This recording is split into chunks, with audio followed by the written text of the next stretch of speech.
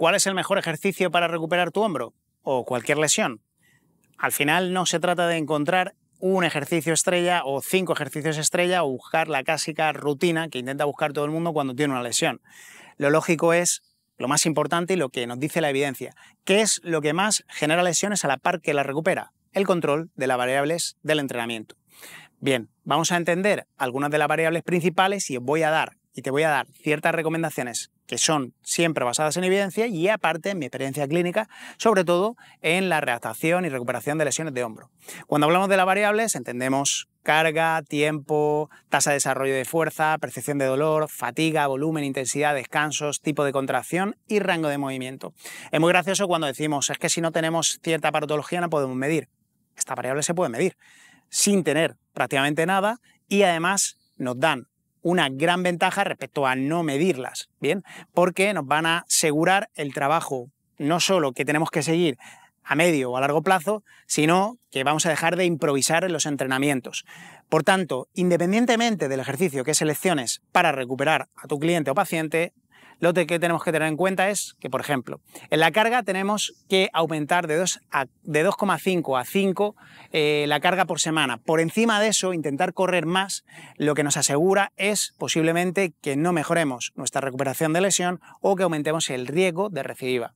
A tener en cuenta que todas las semanas tenemos que subir carga. No, según Tim Gabbett, carga ratios, que nos suena a muchos, el ratio de carga aguda crónica, nos hablan de que no tenemos que subir por encima de ese 5%. Yo una regla que sigo muy sencilla es que cada 2 semanas, aumentando carga, hay una de mantenimiento o de descarga. Esto al final lo que hace es, por decirlo de alguna manera, relajar a nuestro sistema nervioso, ya que en muchas ocasiones las adaptaciones de fuerza son neurales. Y la pregunta que siempre lanzo es, ¿y si el sistema neural no se adapta a la velocidad que nosotros interpretamos o queremos?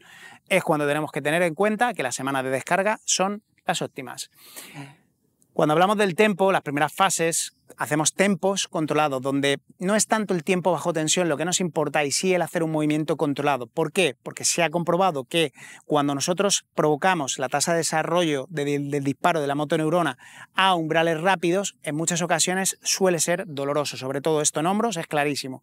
La persona hace el movimiento lento y controlado y medio que, pero lo hace más rápido y aparece su dolor. Por tanto, tiempos controlados y luego en fases más avanzadas pasaremos a un control del movimiento más rápido, a una velocidad de ejecución más funcional para su deporte o para su diario. Otro punto importante en fases medias o avanzadas, el RCD y la velocidad. La tasa de desarrollo de fuerza es fundamental, ya que en cualquier lesión se sabe y está íntimamente ligada no solo con el rendimiento, sino con la prevención de lesiones. Por tanto, en fases avanzadas tenemos que intentar conseguir que la persona se active en el menor tiempo posible con su mayor intensidad y que mantenga esa intensidad por lo menos durante 5 o 10 segundos, que es el steadiness, la estabilidad de la fuerza. ¿Esto a qué nos ayuda? A que la persona tenga control sobre su fuerza.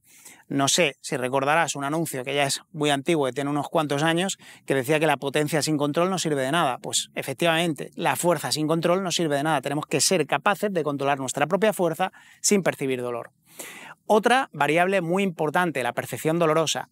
La evidencia nos dice que es mejor entrenar con dolor que sin dolor.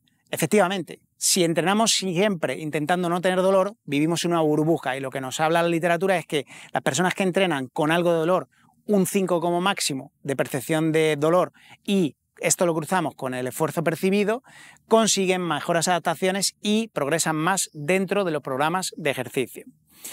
Fatiga, esto es lo mismo, RP, cuánto siente la persona y cuánta fatiga somos capaces de tolerar. Aquí tenemos la norma, que no es un estudio como tal, pero sí un grupo de investigación australiana, planteó la norma del 10. Si la persona tiene 5 de dolor y tiene 5 de esfuerzo percibido, más o menos estamos jugando un poquito ahí con ese baremo del 10, pero no está por encima. Si por ejemplo tuviera un 7 de dolor y un 7 de esfuerzo percibido, es posible que su sistema nervioso le estemos dando demasiada carga propioceptiva, eléctrica, etcétera, que haga que el progreso en el tiempo no sea lo más óptimo posible.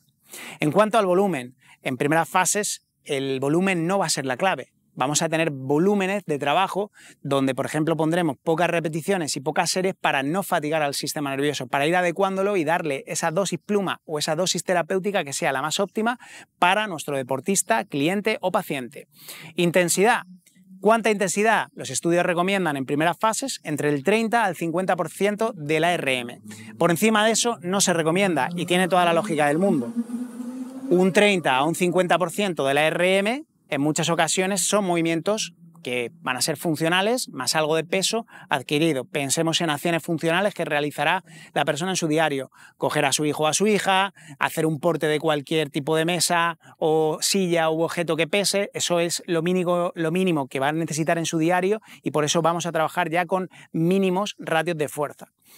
Los descansos, ya sabemos que ahí pues descansos tenemos descansos relacionados con la hipertrofia o con la fuerza. Al final el descanso tiene que ser el óptimo para que la persona entre serie y serie realice el ejercicio con buenas sensaciones y sobre todo 48-72 horas que tenga sensaciones óptimas en su hombro o en su lesión.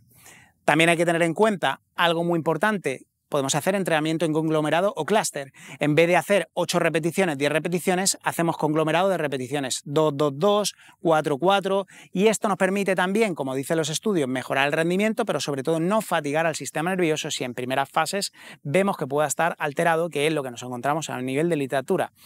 Tipo de contracción, aquí siempre hay mucha controversia, mejor las fases isométricas en primeras fases, en fases más avanzadas las excéntricas, en fases más avanzadas trabajos a alta velocidad más fase excéntrica.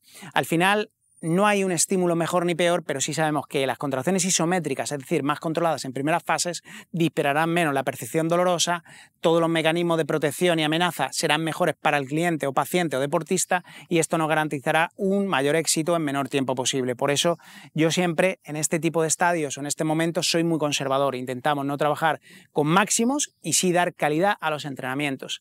Y por último, rango de movimiento, pues primero, en primeras fases intentamos no provocar rangos de dolor que aumenten, y aquí colindamos de nuevo con la percepción dolorosa, por encima de 5. Pero si, por ejemplo, hace un movimiento que le duele con un 2 o un 3, siempre tenemos que jugar con la plasticidad y el movimiento. Es decir, tenemos que introducir a la persona en su movimiento aunque le duela o le moleste algo. Ya pondremos focos de distracción, focos externos, focos internos para que no esté tan pendiente de su dolor y así hackearemos su percepción dolorosa y mejoraremos su entrenamiento. Espero que el vídeo te haya gustado. Si es así, déjame cualquier comentario, puedes compartirlo y nos ayudas, como siempre, a crecer. Y si te interesan más todos estos temas, te espero en el cursazo de hombro que tenemos en septiembre, donde veremos todo esto ampliado y así garantizamos que no se trata de un ejercicio, sino de ser buenos redactadores, entrenadores o fisioterapeutas controlando el control de variables, nunca mejor dicho. Te espero en los próximos vídeos. Un abrazo.